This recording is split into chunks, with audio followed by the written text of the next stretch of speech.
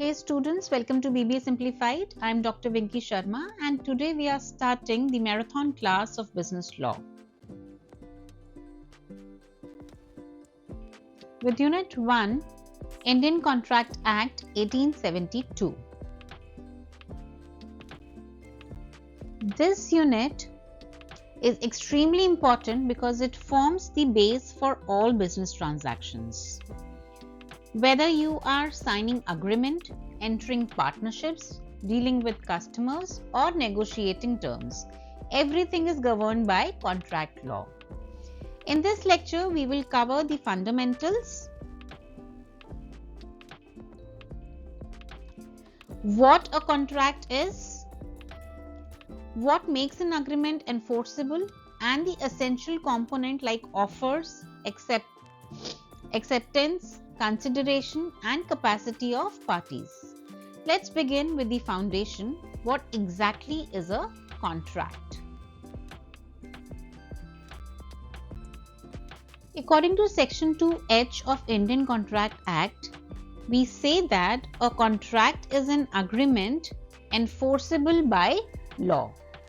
That means two things are necessary. One is agreement and the other is the legal enforceability. So we always say that an agreement is equals to offer plus acceptance. So first, one party makes a proposal, the other one accepts it. And when both the parties agree to the same thing in the same sense, it becomes an agreement. But remember, every agreement is not a contract, but every contract must first be an agreement. For example, if you promise your friend to go for a dinner tonight, that is an agreement, but it is not a contract because it has no legal enforceability. On the other hand, if you pay a caterer to supply food for an event, then this is a contract. Why? Because it creates legal obligations. So, contracts are much more than the simple promises. They are legally binding commitments. Clear? Now let's understand the essential elements of a valid contract. Elements that make a contract valid. These points are very important from the exam viewpoint of view. Now we say that under the Indian Contract Act, a valid contract must include offer and acceptance. There must be a clear proposal by one party and unconditional acceptance by the other. No agreement can exist without these two things. Next is intention to create legal relationship. Here we say that both the parties must intend that their agreement should be legally enforceable. Any social or family agreement, they do not create a legal relationship. Then we say that there has to be a lawful consideration, which means something in return. There has to be something in return. It could be money, service, benefit or promise. So we say that a contract without consideration is generally void. Void here means that it is not applicable. The next one is the capacity of the parties. Parties must be competent. A minor or unsound person, they cannot enter into a contract. So anybody who is entering into the contract should have the capacity to get into the contract.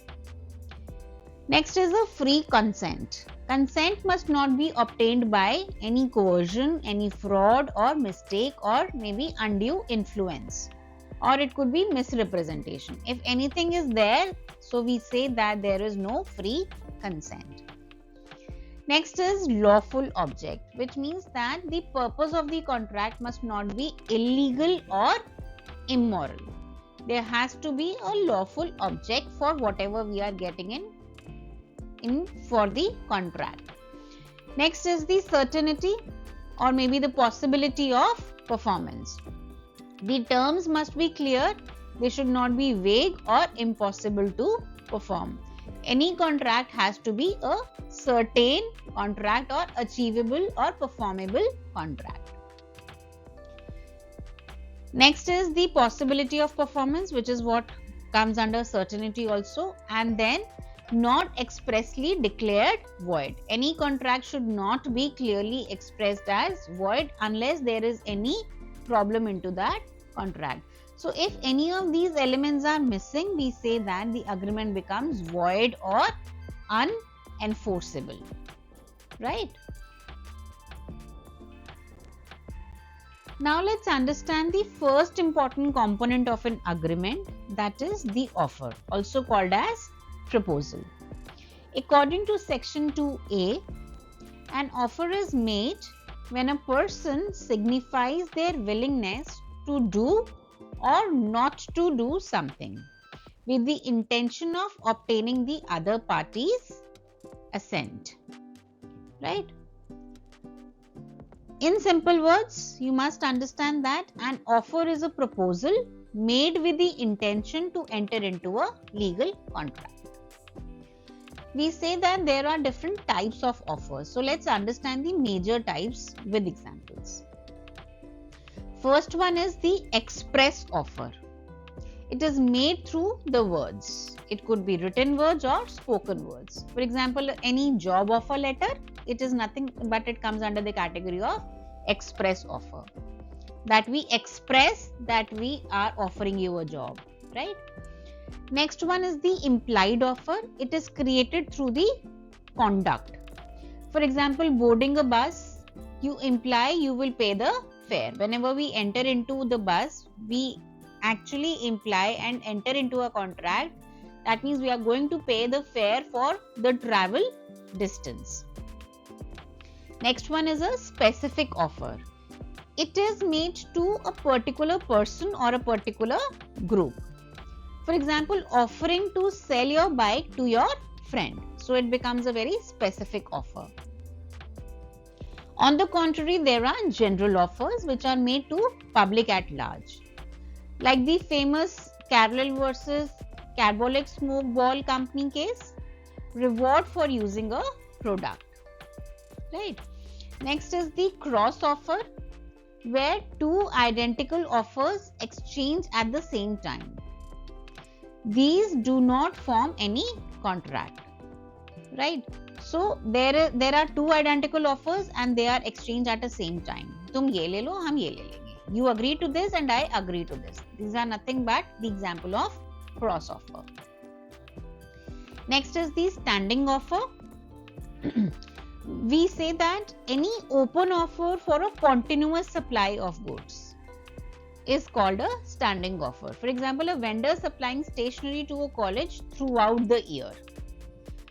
So it becomes a standing offer. So offers are the foundation of every contract. Without a valid offer, no agreement can start.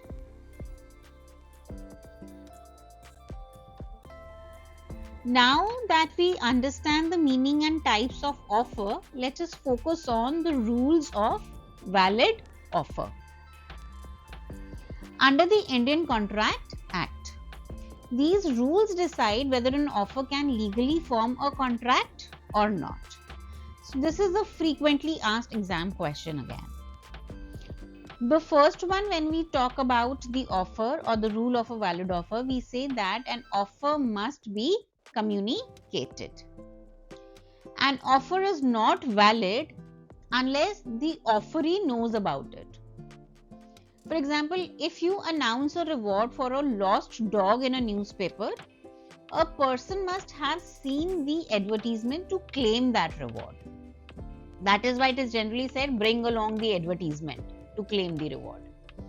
So we say that offer must be communicated. Next is we say that offer must show intention to create a legal obligation or legal relations. The intention must be legal and not social. For example, a promise to meet a friend for a dinner is not a legal offer, as stated earlier also. Next one is terms of the offer must be clear and definite. Any vague offer cannot be accepted. For example, I say that I will sell you my bike at a reasonable price. So this reasonable price is vague, right? So to make it clear, I have to say that I will sell you my bike at the cost of rupees, let's say 40,000. So here I am making it very clear and not vague. Then we say that an offer cannot impose silence as acceptance. आप चुप हो इसका मतलब ये नहीं कि आपने offer को एक्सेप्ट कर लिया, right? So any offer cannot say if you do not reply, I will assume that you accepted. Silence is not acceptance. Next we say that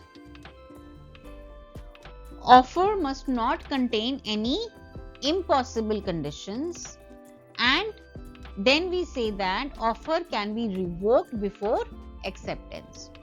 The offerer has all the rights to withdraw the offer at any time before it is accepted. उसके accept होने से पहले जो offeror है वो कभी भी अपना ऑफर रिवोक कर सकता है या वापस ले सकता है. So these are certain rules that needs to be ensured that the offer is serious, it is clear and it is legally acceptable. Next we come on to acceptance. Initially we stated that to get into any contract there are two important things. First one is offer and then second one is acceptance. So here we will talk about the second part, that is acceptance. Once an offer is made, the next essential step is acceptance. So according to section 2b, when the person to whom the proposal is made signifies his assent, the proposal is said to be accepted. The acceptance convert an offer into agreement. There are certain features of a valid acceptance. So we will talk about them. We say that a valid acceptance must be absolute and unconditional. So acceptance must match the terms of the offer exactly. For example, if you offer your car for rupees 2 lakh and the buyer says that I accept but reduce the price, it is not acceptance. It becomes the counter offer, right? Wherein you are giving another offer to the offeree first, to the offerer first, right? I accept. He said that I accept, but then he further gave the counter offer.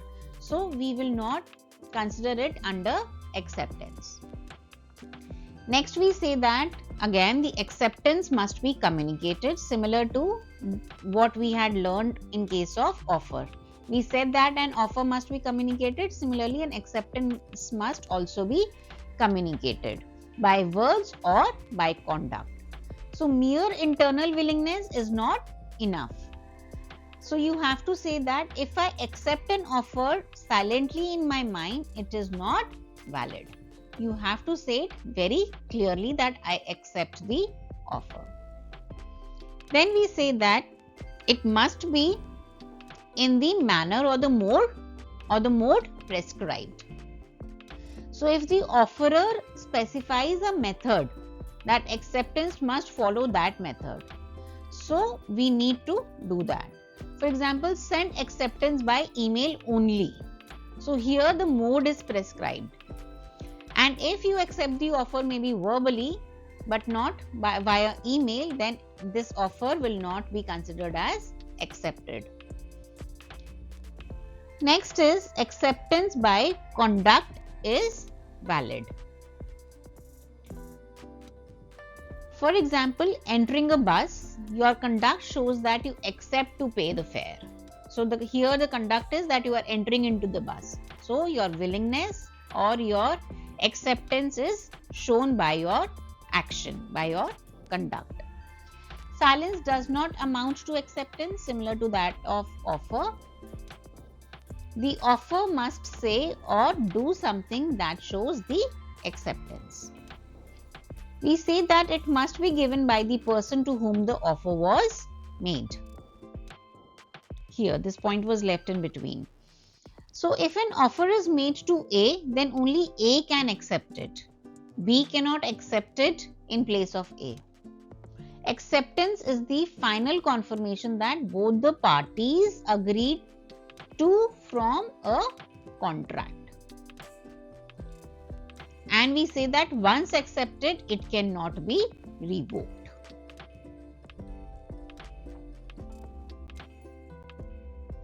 Coming on to rules of valid acceptance, as we have learned about the rules of valid offer, similarly we will learn the rules of valid acceptance. The first one is acceptance must be absolute and unqualified, which means that it must match the exact terms of the offer and there should be no changes or no change in the conditions. For example, accepting a job offer with added condition is not a valid acceptance. Then again we say that it must be communicated. Until the communication reaches the offerer, acceptance is not complete. Like you post a letter you are posting a letter, it is considered acceptance in some cases, but the timing rules apply at what time the letter is received by the offeree. Next is that it must be within the prescribed or reasonable time period. If no time is specified, then it should be within a reasonable period depending on the situation. Next, we say that acceptance must be before the offer lapses or it is revoked, because we have understood that an offer can be revoked before acceptance. So, it must be accepted before the offer lapses or is revoked. Next one is that mere silence is not acceptance, or mere mental acceptance is also not valid. A contract cannot be formed merely because you have thought it inside your mind that you are accepting the offer. These rules ensure that both parties are clear, certain and serious about entering into the contract.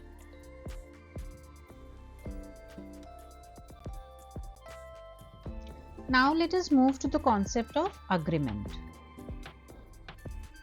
which forms the foundation of every contract.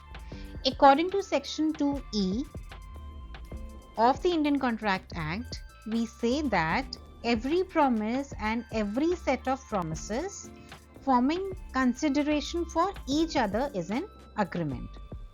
To understand it in simple words, we simply say that any agreement is equals to offer plus acceptance. Without offer and acceptance, nothing can become an agreement. There are different types of agreements. For example, there is social agreement. It is made in social or domestic settings. Like you promise to attend your friend's birthday party. It is not a legal enforcement, but any agreement that is made between you and your friend. The other one is a domestic agreement, which is between the family members. Like you promise, as a parent, you promise to your kid that you will pay the pocket money every month, right? Then the other one is the legal agreement. It is made with the intention to create legal obligations. That is why it is called as legal agreement. For example, an employment contract. The other one is the void agreement. It is an agreement that are not enforceable by the law. So any law that is not enforceable or that is not acceptable by the law is called as void agreement. Like agreement with a minor is not acceptable. Agreement without consideration is again not enforceable by law. Similarly, agreement in restraint of marriage is again a void agreement. Then there are some voidable agreements also. We say that they are valid until one party resigns it. So it occurs when consent is not free, and it could be due to coercion, due to fraud, due to undue influence. So these are the various types of agreements.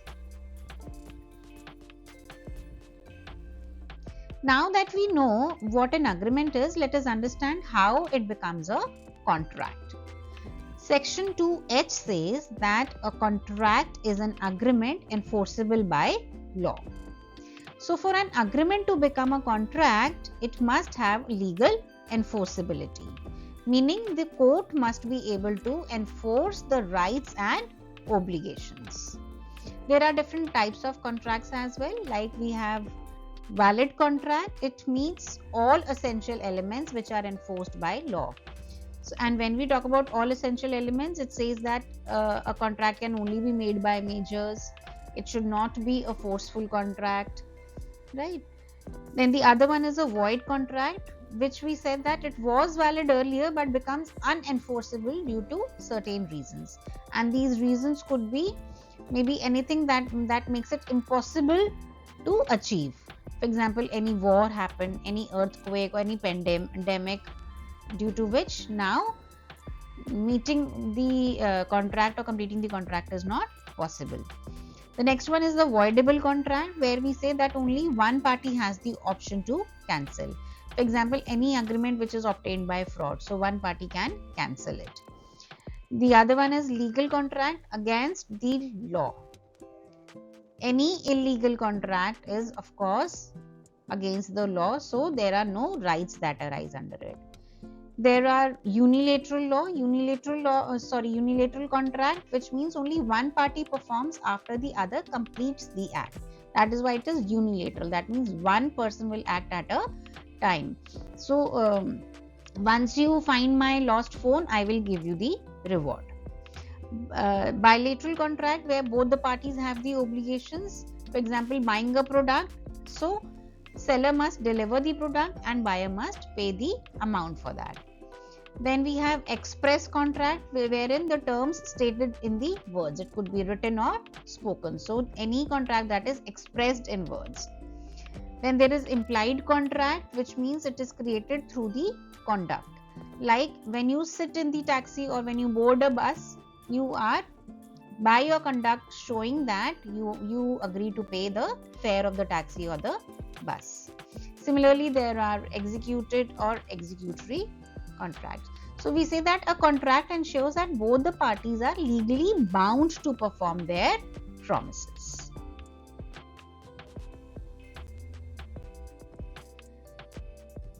Capacity to contract means the legal ability to enter into a contract.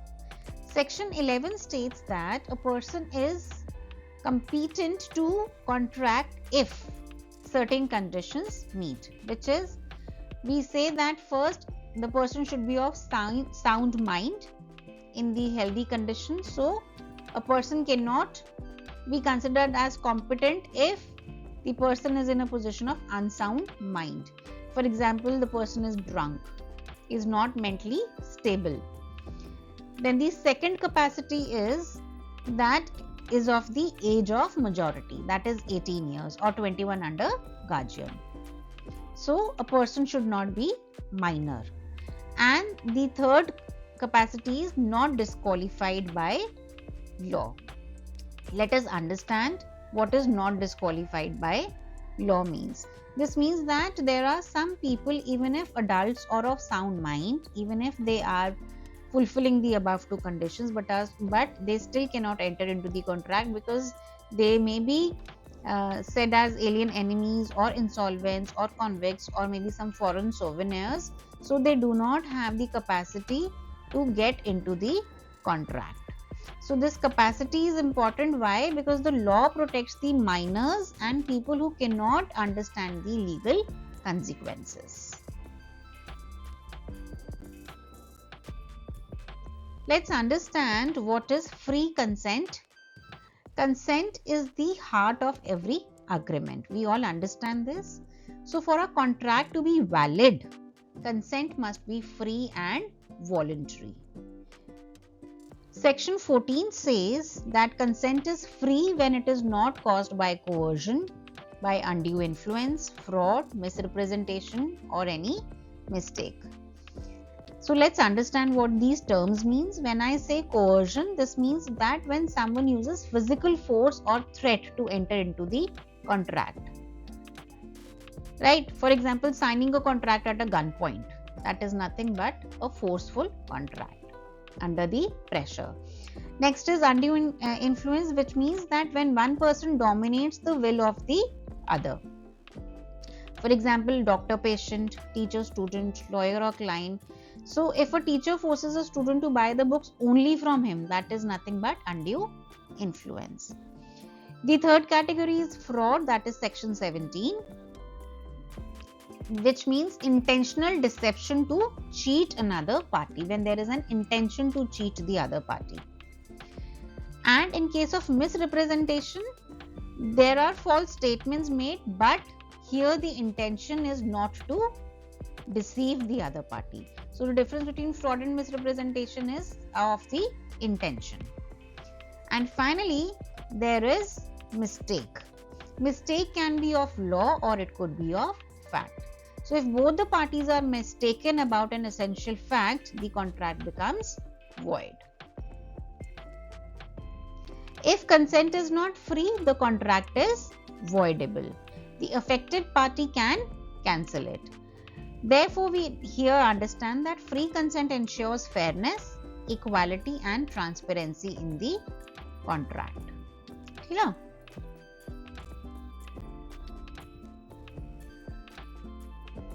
Now let's move to one of the most important element of a valid contract, that is consideration or lawful consideration. It is also referred to as quid pro quo, which means something in return.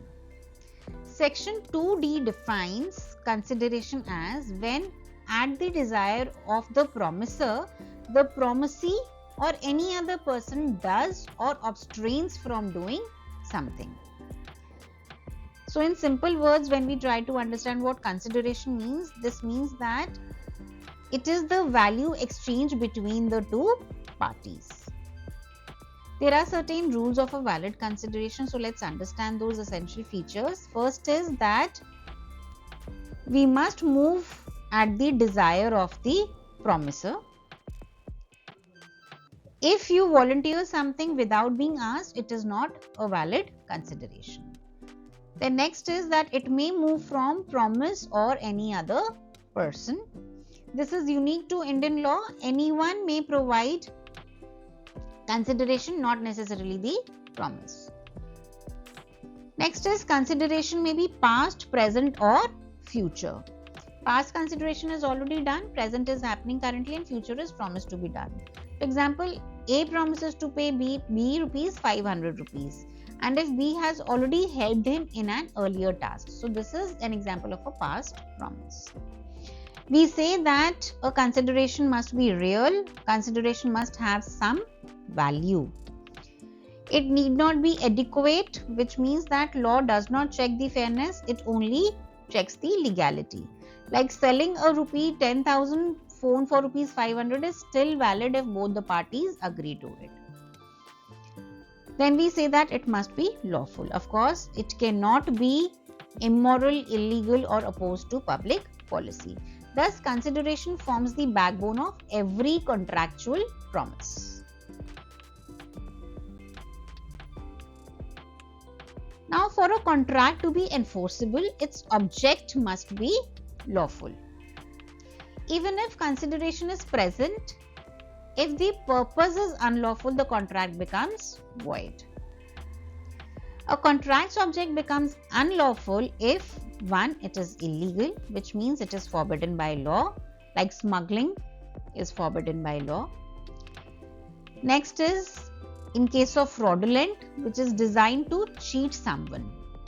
So if you get into the agreement to falsify the document, it is not a lawful object.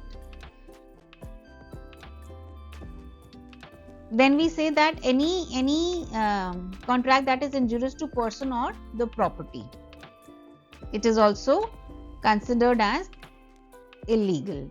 For example, contract to demolish someone's house illegally. Next is immoral, which is based on the moral misconduct, like agreement involving the prostitution, it is absolutely immoral. Then is in case of opposed to public policy. Like courts interpretation includes trading with enemy, marriage brokerage contracts, restricting potential rights, they all come under opposed to public policy. Thus, lawful object plus lawful consideration is only considered as valid contract. I am repeating it once again, for any contract to be valid, it has to have a lawful object plus a lawful consideration.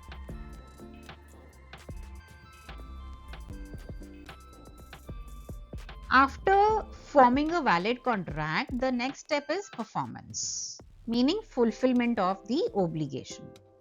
So, a contract is said to be performed when both parties complete what they had promised. There are different types of performance. There could be an actual performance, which is when both the parties fully perform the obligations. For example, seller delivers the goods and buyer pays for those goods. And the next type is the attempted performance, which is tender of performance, which means when one party offers to perform but the other party refuses. For example, A comes to deliver the goods but B refuses to accept it. So here A has made a valid tender. Now the question comes, who must perform? This depends on the nature of the agreement. It could be the promisor himself, especially in the contracts involving the personal skills like painting, teaching, music. It could be performed by an agent if the contract permits it, and it could be performed by the legal representative. This happens generally in case if the promisor dies and the contract is not based on the personal skills. So we say that performance is important because it decides whether the contract is discharged or breached. Now, since we have talked about the contract being discharged or breached, now it becomes important to understand these terms as well. A contract ends or gets discharged when parties are no longer legally bound. So let's understand the major models of termination here. A contract gets terminated by performance, which is a very normal and most common method where both the parties fully meet their obligations. It can further be terminated by mutual agreement, where both the parties may cancel, alter or substitute a new contract.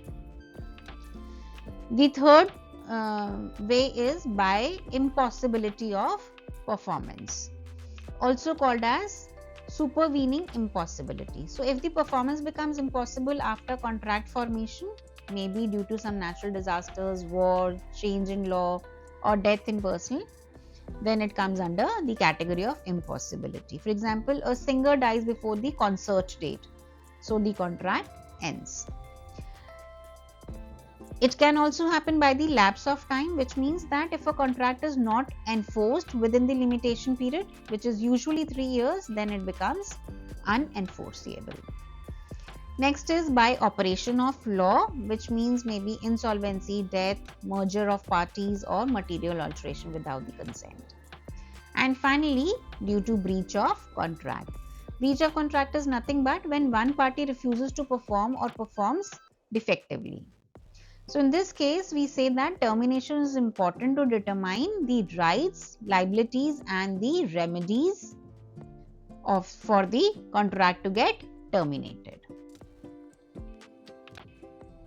Having talked about remedies, let's understand that what are they. So when a contract is breached, the injured party has a legal right and these rights are known as the remedies for the breach. So let's understand the main remedies. The first one is damages, which is compensation for loss. In case of ordinary damages, the loss that naturally arises. So for example, a supplier fails to deliver and buyer has to purchase from the market at a higher price. So the difference can be asked for. Next is a special damage, where the loss happens due to special circumstances if communicated earlier. For example, a courier delay causes business loss when the courier company already knew the urgency. So this becomes a special damage. Next is exemplary or punitive damage. So here we are talking about the punishment damages.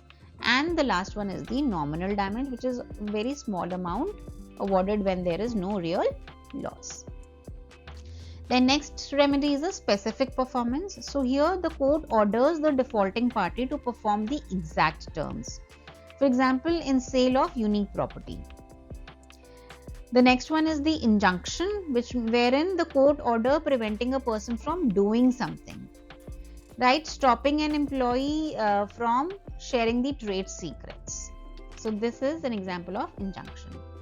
Next one is rescission. Rescission means cancelling the contract and releasing both the parties from the obligation. And the fifth one is the quantum meruit, which is also called as payment for work already done. So one party partly performs and is prevented from completing, they can demand payment for the portion completed. These remedies ensure justice and protect parties in commercial dealings.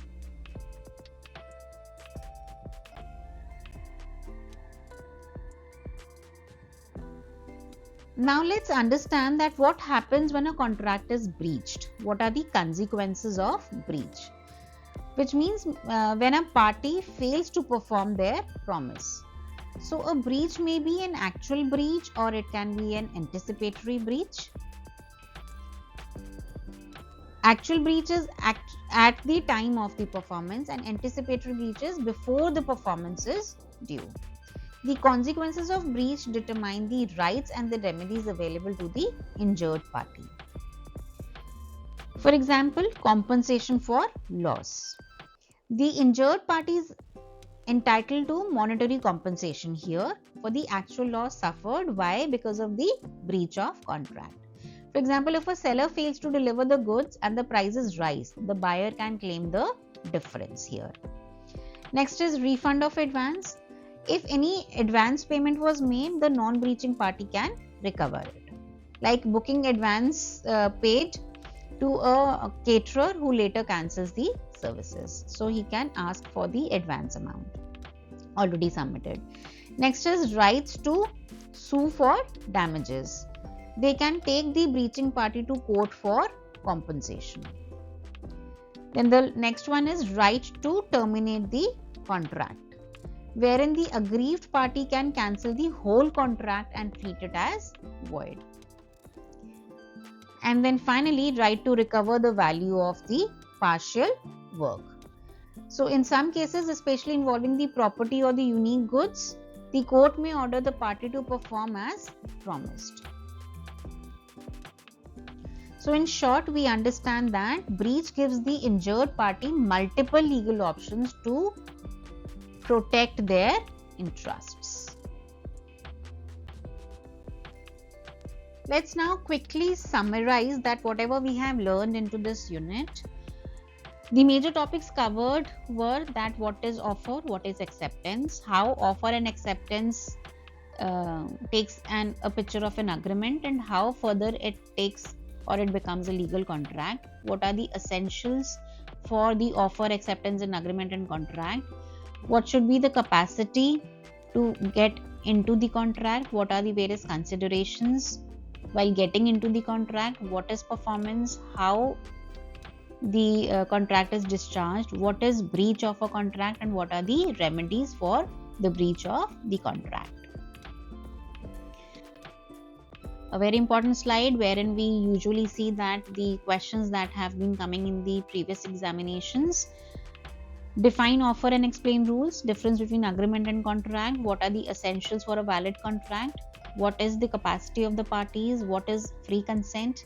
What are the various types of breach of a contract and further their remedies? What is performance of contract and what is termination of contract? Thank you so much for learning with BBA Simplified by Dr. Vinky Sharma. In the next video, we will be covering Unit 2, which is on contracts. Do like, share and subscribe for more marathon classes, and thank you so much for watching.